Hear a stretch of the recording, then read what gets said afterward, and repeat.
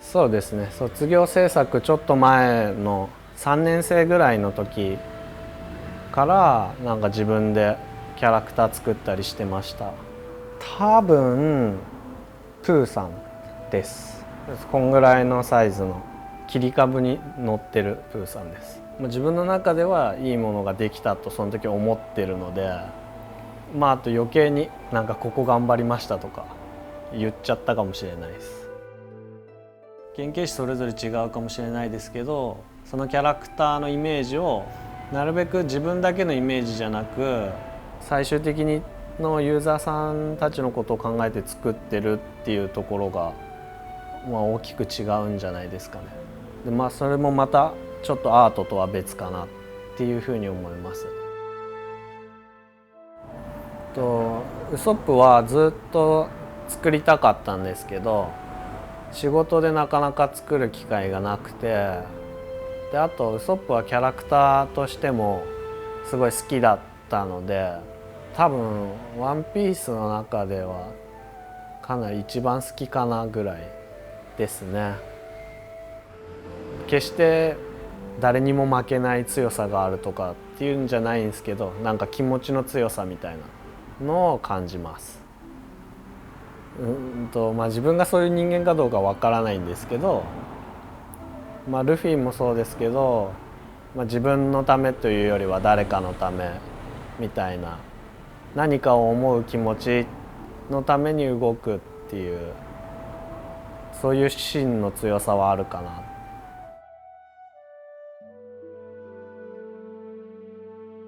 なんか決しても映像も造形もどこが本当のリアルかみたいなのがちょっともう分かんないぐらいな感じになったりしてるんで、その分造形の場合はものになってしまえば、それがそのものとしてのリアルっていうのは間違いないところなので、そこでどう見せるかっていうのはなんとなく時代時代とか、本当に目がぼやぼやの人がすげえ眼鏡かけた時にすごい毛穴とか見えて、うわ気持ち悪いってなるような感覚とちょっと似てるかもしれないんで、今の人たちがどこまで見えてるかみたいな。でフィギュア好きで集めてる人たちがどれぐらい造形に興味持ってる人が増えてきたかとか、そういう感じで逆にこっちも見透かされないように作ってますね。だいたいワンピースのフィギュアはバトルシーンとかかっこいいタッチポーズとか、そういうのが多いんですけど、抜けてるような座りポーズで多分雰囲気が全然違うところが注目ポイントですかね。そうですね、髪の毛の造形だったり手のシワっていうか毛穴というか、質感の部分では話してますね。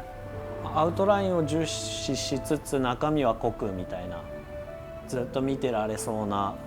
どうやって作ったんだろうみたいな感じの髪の毛とか肌とか洋服は、